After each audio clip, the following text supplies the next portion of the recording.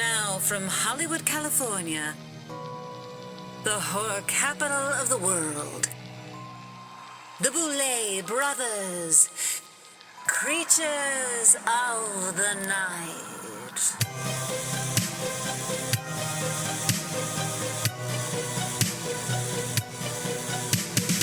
Welcome, Uglies, back to the Boulet Manor Seance Room for the newest episode of the Boulet Brothers Creatures of the Night. We are your hosts, as always, the Queens of Darkness, the Boulet Brothers, Swantula and Drakmorda. And our humpy henchman is already in place. Ian, welcome to the show. I'm horny. I'm horny. Every time I say that, which I say a lot, I always have to do Zoji Mochi's choreography from the tour show. Yes. Which is the like XXXXX, like touch every part of my body. Why did that leave such a mark? Because it totally did. Because it was exhausting. It was iconic. It looked like it would wear you out. And I think it did. I think it wore Zochi out. I remember by the third verse, she's like, whew, I don't know how horny I am anymore. I need a nap. All right, so everybody at home, if you have not been following along, we are doing a Post Mortem rewatch of the Boulet Brothers Dragula Season 2, and tonight we are on Episode 5. I want to ask you both, how unhinged is this season to you? On a scale from like 1 being totally... how did Mary's son say it on The Housewives? Like unseasoned chicken. And level 10 being like the spiciest blackened Cajun meal you could get. I mean, we're floating around a 9. Like this bitch is off the hook. A 100% level 9. And even I would say this episode specifically, unless I'm forgetting something that happens later, this is level 10. Episode 5 is level 10. I was gagged. Mm-hmm. What did you think, Drac? I just can't believe some of the stuff we said and did. Like knowing who we are today, I'm like, what the hell was happening? I know. And it's on all cylinders. Like it's the cast, it's the challenges, it's what y'all say in judgment sometimes. Oh, yeah. What I say in this episode too. I'm like, holy God. But it's also jam-packed and riddled with like messaging. And I think we may have lost a little bit of that. And I want to get some of it back. Just like us talking about like this whole like meta awareness in that intro of the online community and us understanding, I think at that time that, oh, now that we have this show and more people are watching it, we are under the microscope. Yeah. Like people have a lot to say about us and about the show. And like, I think this is the beginning of the fans starting to take a little bit of ownership of the show, which I think is, you know, that's what should happen with something that's really popular. But this meta awareness of like the growing online community and the humorous way that we kind of make fun of all the annoyances of that reality is so good. Like the OCC thing and the drag queen merch and the Hot Topic and Arta Wigs and just that punk AF. Yes. I love this intro. And I actually had completely forgotten about it until Swan. Actually, you both play the piano in this one, but I'm like, oh, this is the second instrument that y'all have played on the show to great effect. I love it. It's punk AF. I love it. And it's weird to talk about ownership because I think at this time too, the fans overstep because they start to try to take ownership of y'all's career. I'm like, y'all had better back the fuck up. We're going to do what we want. And this intro is testament to it. I love it. Yeah, it's true. The show had grown in like such a big way between season 1 and 2. And it had, I mean, I don't know if y'all remember, but everybody's eyes were on the show. Oh, yeah. I mean, every time an episode would air, you'd see everybody online talking about it. And, you know, from the most famous queer people to just everybody. And they were very critical at that time. No, I got to agree with you. But also there was nothing like it on TV back then as far as like the queer sector. And there is still nothing like it. Like, that's my thought. We push the envelope on so many levels. Absolutely. And there's definitely nothing if there's nothing like that for the queer sphere, there's definitely nothing like that for queer and horror. Like, I mean, boundary pushing doesn't even begin to describe this season and this episode. Well, on that note, I think we're going to take a quick break. And when we come back, we're going camping.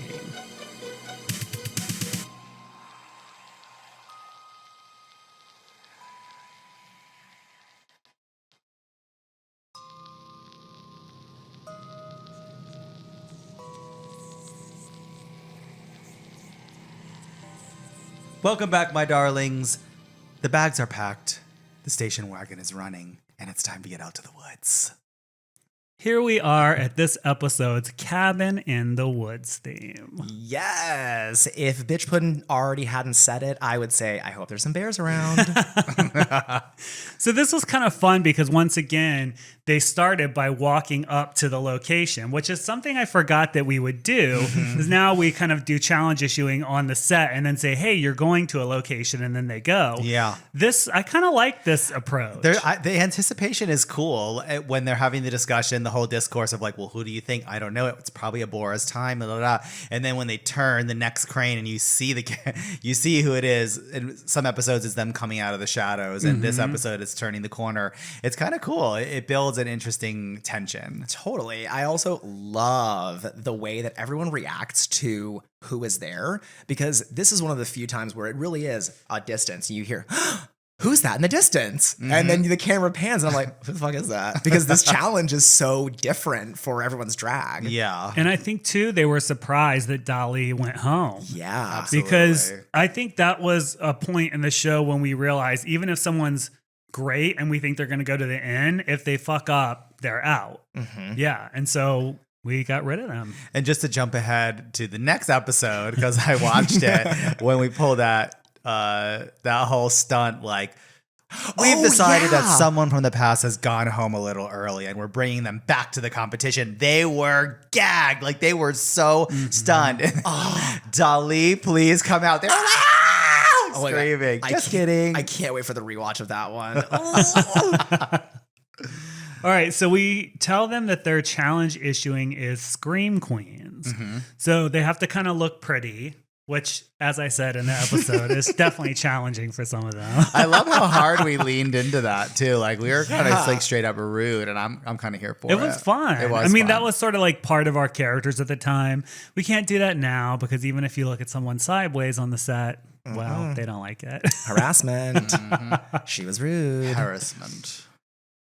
We also get our guest judges early on this episode. Yeah. Which I don't think that we ever do that, right? No. Like, it's because this time Coco and Peaches. Yeah, in the challenge issuing. Yeah, they drove in my car. I drove them to set. I remember trying to hide Peaches and Coco from everybody. Like, we actually hid a lot from the cast. This was a challenge for us as a production, because we had to not only get Peaches from San Francisco and Coco from LA out in the middle of the woods wherever we were, but also that the lie detector team, and like hiding them in the house and like not letting anyone know that they were there, because that moment, golden. Beautiful. So good. We've gotten pretty good, I think, about making sure that people don't know what's going on, probably to the detriment of the show, actually, because a lot of times they bitch, right? Yeah. The cast is like, what's happening today? What time are we getting up? Yeah. We're like, we're not telling you anything. Just be Yeah. ready. Don't worry about it, sweetie. Just wake up. I want them to be authentically surprised when we Yeah. pull stunts on them. We were literally at a pre-production meeting today, and that very subject came up, which was, you know what? Maybe it would be okay to cue the cast in a little bit about like what's coming when, like this day and tomorrow and the next day, just to be a little bit prepared. And I'm like, okay, that seems really reasonable. I think maybe just a little bit, but also, throw a curveball at them. Yeah. It's like extermination is on this day, but you don't know what it is. Yeah. That kind of thing. All right. So Abora arrives and it's so very Abora. I love it.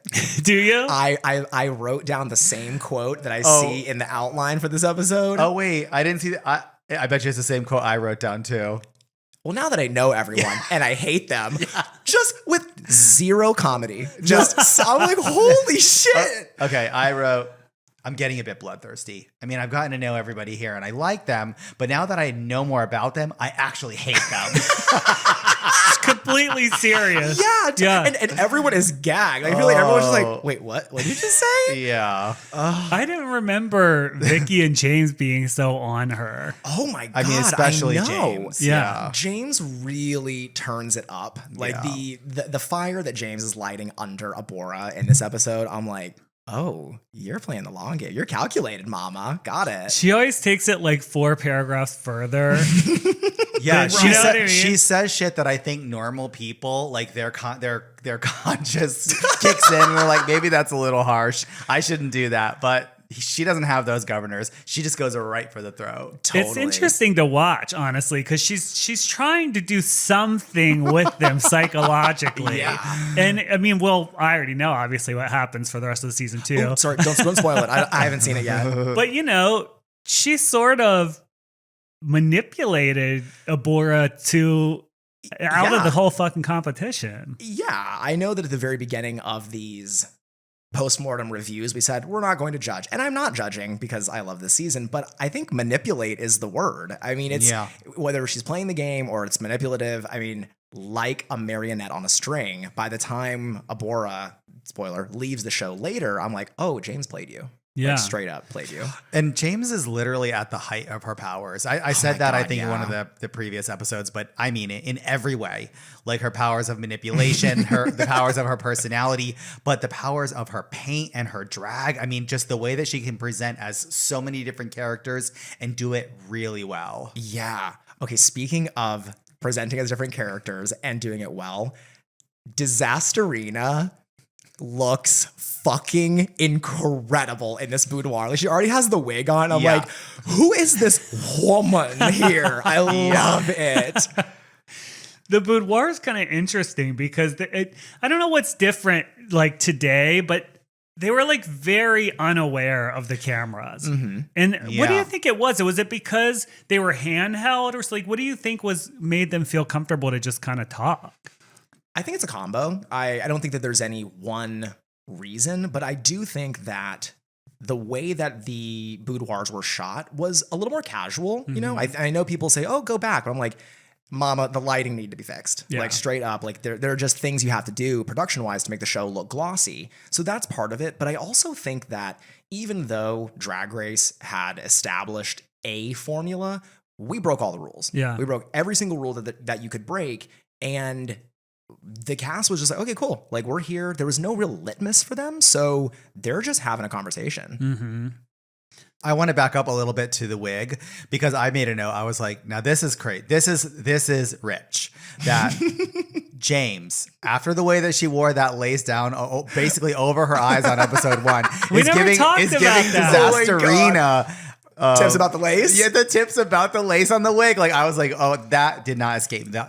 The humor in that did not escape me. Should we go back and talk about James's spider bald cap pushback lace front? We probably should, because I remember asking her like 2 years after that. I was like, why was your lace like that on episode? She's like, I didn't know what I was doing. I was like, my God. Okay.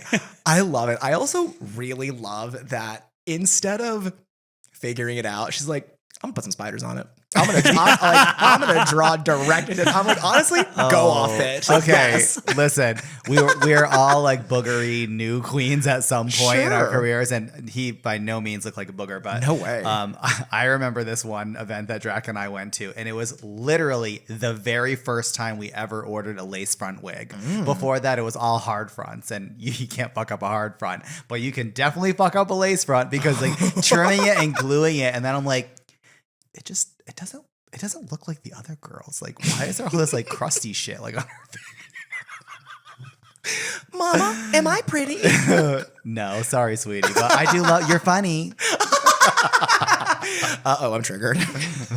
So, what did you think of watching them just sitting in the middle of the woods at a folding table getting ready? It was awesome. It's super charming. Like, and charming is a full compliment. Like, I watch it and I'm just sort of enamored with them. I'm like, oh, this is real. These are absolutely real people throwing really incredible shade at Erica as well. Yeah. Which I mean, Erica, I love you. But when Disasterina goes, okay, so you embody horror and you embody the filth, and then Erica embodies, what do you embody? And I was like, holy shit! Like, I don't even think Disaster is trying to be shady. It just is. Oh, God. They were brutal, but it's very fun to watch. Yeah, for sure. Well, let's get into the floor show because it's super fun. This is our Scream Queens challenge, and everyone had to give us a look that was kind of like pretty and basic. This is the basic bitch of season 1 sort of evolved and then star in their own little vignette.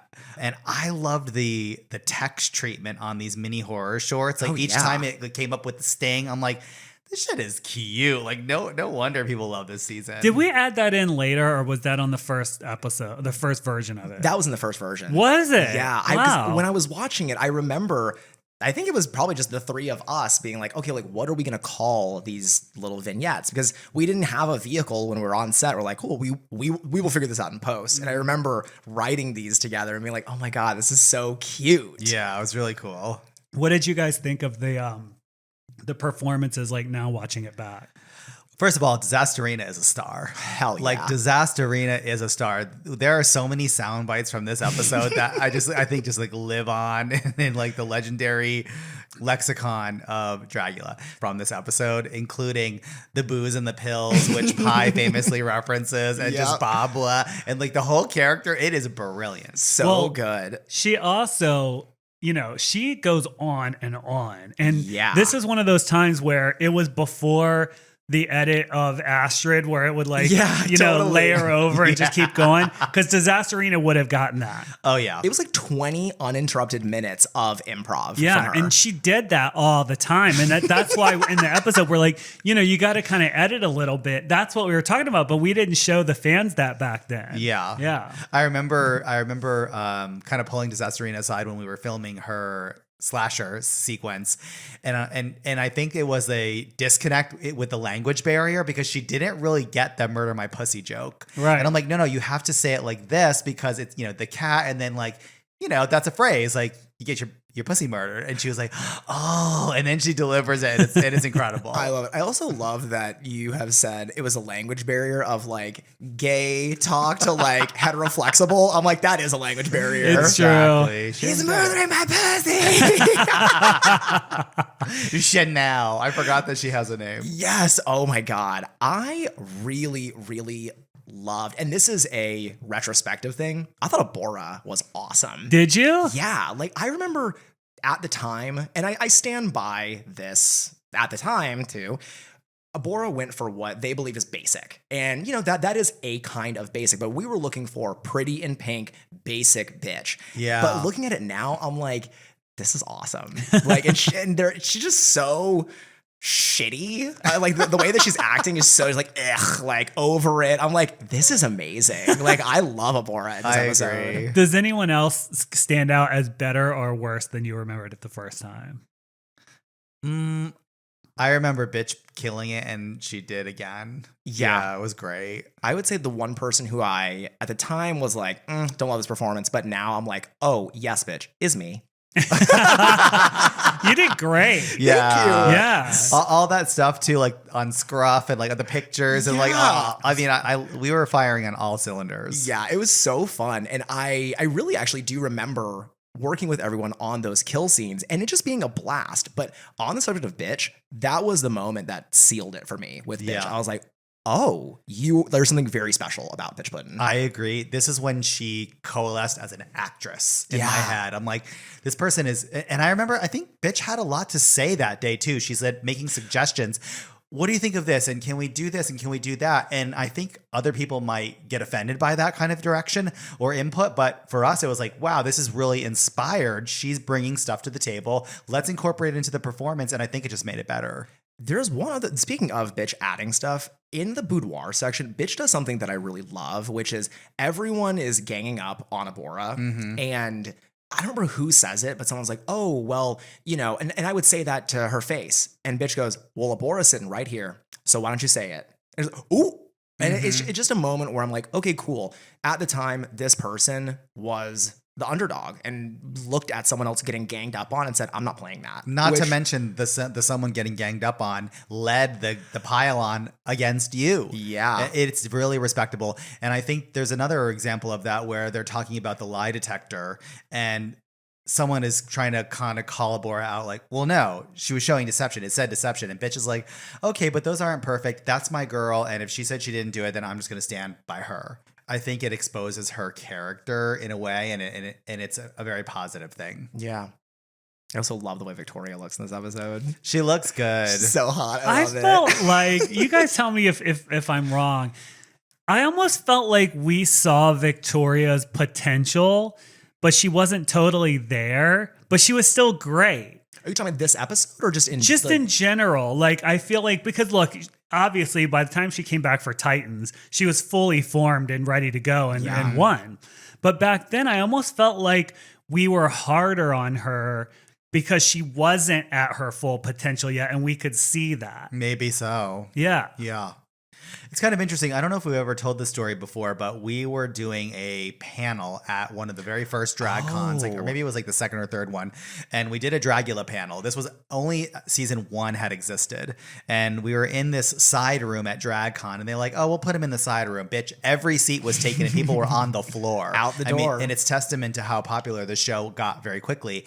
But I remember being on, with my blind eyes and everything, but like I could still see, and looking down in the very front row, I was like, who are these people? Yeah. Like, who are these queens right here? And it was Victoria Black, Dahlia Black, Opulence, Waka Shame at the time, and like the rest of all their drag kits. All their drag kits. And it just seared into my brain. And look what happens now. Years go by and they've just become part of like our family and legacy. Oh, Totally. and also Waka Shame is no longer known as Waka Shame. She is now known as Alexandria. Yeah. Yes. And she is looking.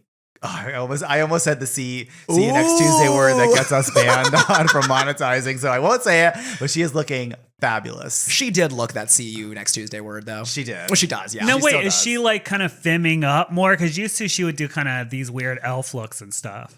I don't know what the latest on Alexandria is, but I do know that she is bringing, I think it's body. And I think there's still like a fantasy element. There's always been. I think so. I think the elf ears are in full effect, which I live for. But I feel like the name shedding and the transformation empowered her. Yeah. And she looks fierce. Really? I think so. Interesting. Ooh. I mean, I miss the old name though, really. Me too. Well- but now there's, now someone else can take up the mantle of Well, Waka look, we're Well, I doing always thought postmortems. We can say it over and over. We're talking about the past. Always thought she was Monique's drag daughter. That's right. Monique Chimay. Monarchy Monarchy. Shimei, Waka Shimei.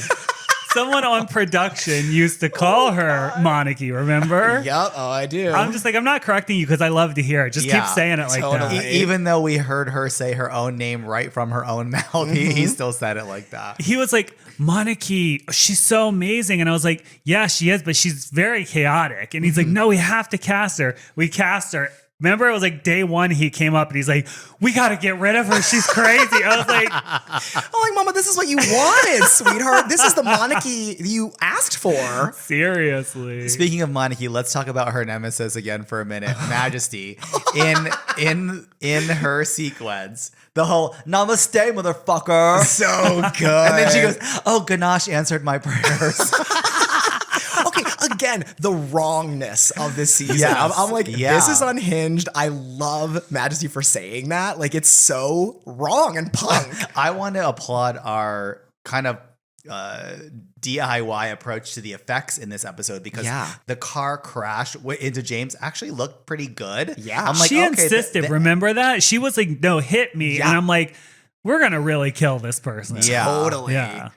But there's another scene, and I think this is the most effective one, is when you take Vicky out with the axe. I thought the same thing. And that made it in the teaser for season 2. Do you remember Yeah, that? totally. Because it looks so deadly. And I remember at the time people were commenting about, oh my God, who is that? Like, who gets axed to death? Yeah. Because it looks so violent and good. Speaking of teasers, there's a swan moment from this episode that appeared in a lot of teasers or just sort of trailers for the show or something, which is, it's time to die. Oh. I love it. Your delivery is so good. You both, actually, let's talk about y'all. You both look amazing in this episode. It's actually a cool thank look. you. I love this Yeah. look. Yeah. It's so like Cruella and fabulous and dark. It's cool. Yeah.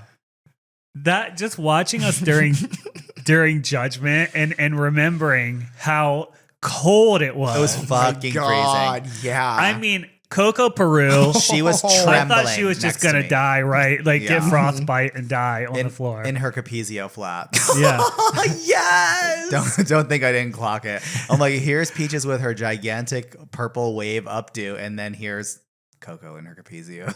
But that is honestly That's her. That's Coco, and that's amazing. Yeah. She was great, actually. She was really a great judge, I thought. Yeah. She cared about it. You could tell. Yeah. Also, like a seasoned, experienced entertainer. Absolutely. I think that Coco also evolves and gets with the program, not in a bad way, but in a great way over the course of the day. Because even watching the episode where everyone gets introduced, I'm like, Coco Peru is looking around being like, what the fuck are we doing here? And then by the time we get to Judgment, she's like, do you think that she's prettier than me? Like, she's like on all cylinders. She's so fun. Yeah. No, Peaches really delivered that line. Yeah. Yeah, that was really funny. She thought that was hysterical. She was like, do you think I can ask her that? I was like, sure, go ahead.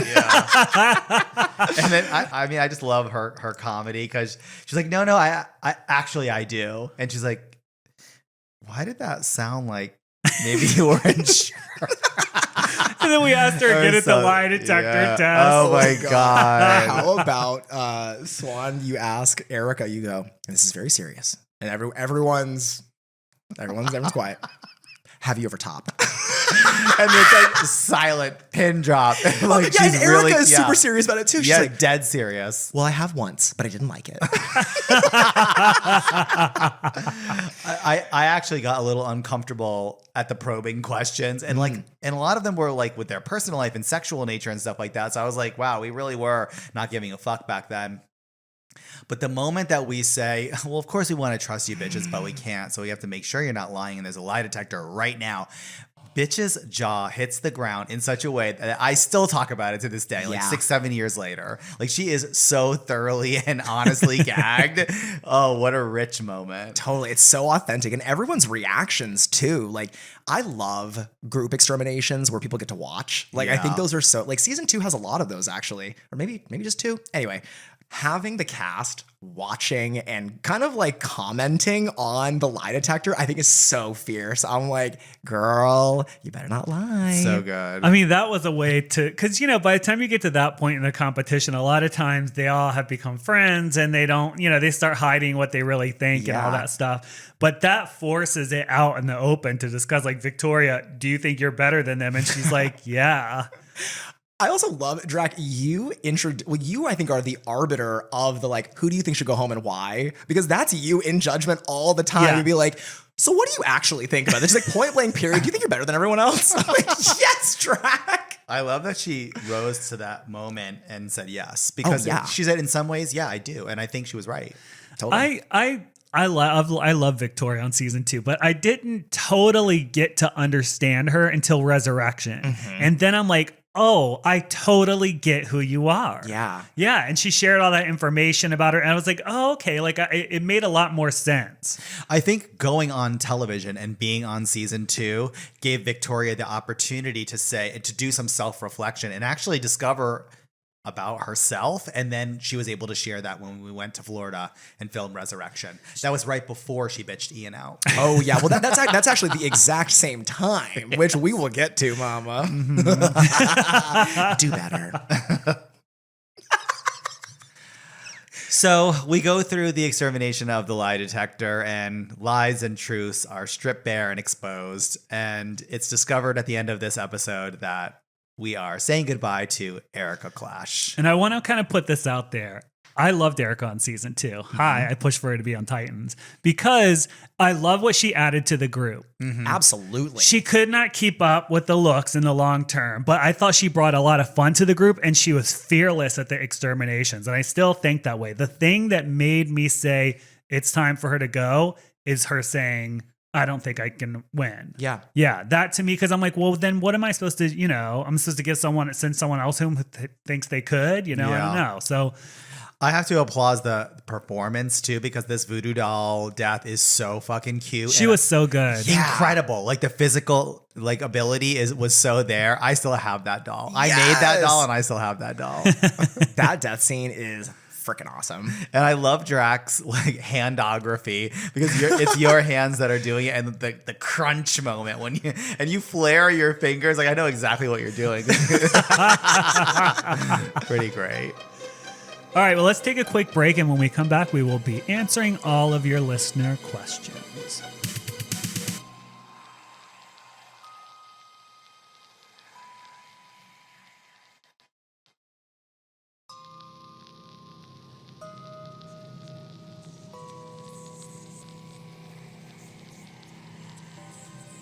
Welcome back, Uglies. It's time we reach into our bag of listener mail and answer all of your burning questions. Ian, would you do the honors? I'm checking my Scruff Killer inbox.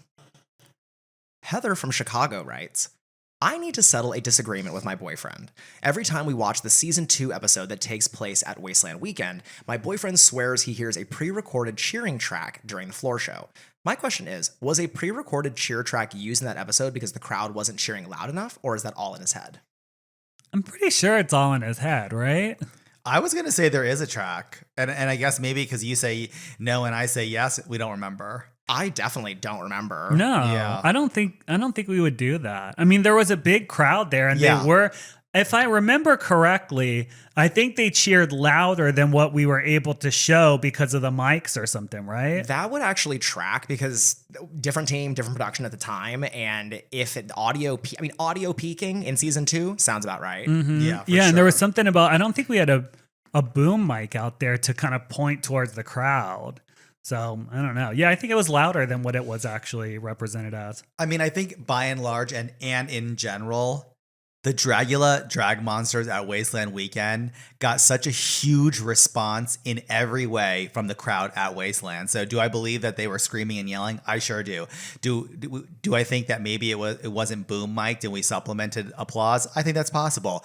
Did we kick ass and basically had everyone saying like, oh my God, the drag queen battles were the best of the night? Absolutely. Oh, yeah. Floor show, I don't 100% remember the filming of that, but I will literally never forget like the 3 of us walking in with the team behind us and the roar of the crowd. I was like, oh my God. Yeah. This is Wild. nuts. Nick from Pembroke, New Hampshire asks, you mentioned the Traitors in last week's episode. Question. If Alan Cumming came to you and asked you to be on Traitors, would you say yes, and would you appear out of drag on the show for the confessionals? Okay, so here's what I think about the Traitors. And by the way, we got a lot of listener questions about the Traitors. So Really? yeah, everybody wants to know if we would go on, which a lot of people have asked us. And even someone in that world mentioned something about us going on there. I don't see it personally because we look crazy, like for middle America. I don't know, maybe. But I would only do it in drag. So I'd be in drag the whole time. I would not be out of drag at all. And I honestly don't think I would be good at it. I think you would be really good at it, and I think I would not be good at it. What do you think? Oh man, I have to kind of agree with you on all points. I would love to go on the Traitors, and I think I could hold my own. Yeah, and even though there's like people there from Survivor and Big Brother and all these different franchises, I feel like I've hung out with drag queens for the last 10 years. I know what it means to be viperous, bitchy, and deceptive. Here's my problem, because we play games like the Traitors with big groups of people all the time, which we've told you before. I can't hide it. I cannot hide it. And it happened the other night when we were playing, and Kate, one of the people we play with, looks at me. She's like, "Oh, you're turning red again." I'm like, "Again?" So I'm like, "Okay, I cannot. I have no poker face at all." But that, I true. think people didn't realize that about me in the show, and they always thought I was like mean. But I'm just like, I'm blunt. I'm just like, that's what I think, and I can't really hide it. So I don't know. And I guess like I could definitely hide it and like perform and lie and do it. So I would love to be on the Traitors. Let me just put that out there. You fool me even when we're playing those games. Like we'll sit next to each other, and I have to deduce who in the room is bad. And he'll be sitting right next to me, lying through his teeth. But they all do. Everyone there is actors and stuff. And so they are really good at lying. And I'm like, is this really what quality you want in your friends? Yes. It's all in fun, and I actually think you don't give yourself enough credit. Like, yes, when you're evil, I can immediately sense it just by the look on your face. But when you're not, you help me deduce and find out who's who. Nothing ruins my night more than when they pass out the chips. They give it to you one at a time, face down, and I turn it over and it's red. I'm like, motherfucker. I'm like immediately filled with anxiety. Oh my God. Yeah, we both got evil character. We played a couple of games that night. I got an evil character the first round too, and we killed it. Ben from Manchester writes, which was the season that was the hardest to decide the one monster to take the crown? 2. It was 2 for sure. I mean, I kept changing my mind back and forth 100 times. I'm going to agree with that. I am going to agree with that. I think there's a parallel world where Victoria was the winner of season 2. Bitch is the winner of season 2. Majesty's the winner of 2. Even Abora could have been the winner of season 2 if things went just a little bit differently. Definitely season 2. Mm-hmm. Anonymous writes, y'all mentioned you were watching Traitors, and I have a few questions for you 3. Have you been contacted to play, and would you be open to it? Would you rather play as a traitor or a faithful? And which Dragula monsters do you think Peacock should be reaching out to? So we have not been asked. I could see it happening. I don't know. Like we said a minute ago, we would do it. I don't think I'd be great at it. Would I rather be a faithful or a traitor? I want to say faithful, but I don't like when I watch it that I feel like the faithfuls are sitting ducks. So I might welcome the anxiety of being made to be a traitor. Yeah. And I think I would be great in the, what is it? The tower? What is it called? In the tower or when they sit down, I forget the round table. No. I mean, when they're sitting together in the tower and deciding who they're going to kill that night. Oh, yeah, the tower. Yeah. I'd be good at that. Like plotting with the 2 other people, I could make that happen. The breakfast, I would be nervous. I would be great in the breakfast. I would be great at the table when everyone starts accusing each other, because sussing it out who is performing and who is telling the truth is like what I do. Mm-hmm. Yeah. Now, as far as who from Dragula, if we had a competitor go on, I would say James, aka now Majesty. But after they came on this last season, I don't know, because he kind of wears his heart on his sleeve. He's very different. I don't know if he could do that same kind of energy. Someone oddly who I think would do well at this game is Abora. Really? Because she can sort of deadpan deliver stuff. Yeah. You know who else I think can put a cloud of chaos and confusion around them is Jade. Oh, yeah. Jade Jolie could do that. And I actually think Zava would do very well too. Zava was going to be my pick. Yeah, I could see that. Zach from Chicago asks, hi there. Huge fan since season 1. I am curious if you would ever make a podcast episode going into both of your histories. I'd love to hear about where y'all grew up, how you met, and the journey that led you to where you are today. I feel like one day we will do that, but not right now. Yeah, I like the mystery. Yeah, I kind of agree. And we've even talked about when's going to be the first time we're on camera, not in drag. Like that moment where, because really for us, we've worked really hard to have this veneer, like the face of what we present to the world. And it would definitely be a moment should we like take that away and open ourselves up. It'd have to be the right kind of show. Like it'd have to be a show that is not about, not Dragula, like something completely different, which ironically, we almost did before we did Dragula. Remember, like when we were the whole Viacom thing and Queen Kong and all that? Yeah. Things would have been very different. Well, that's all the time we have for this episode of Creatures of the Night. Thank you for joining us, Uglies. We really do love this, and we hope you love it as much as we do. And if you do, you can prove it by rating, reviewing, and subscribing, because all that stuff really matters. Until next time, Uglies. The Boulet Brothers Creatures of the Night. The Boulet Brothers Creatures of the Night is hosted and produced by Dracmorda and Swantula Boulet, along with co-host Ian DeVogler, with music by Neuron Spectre.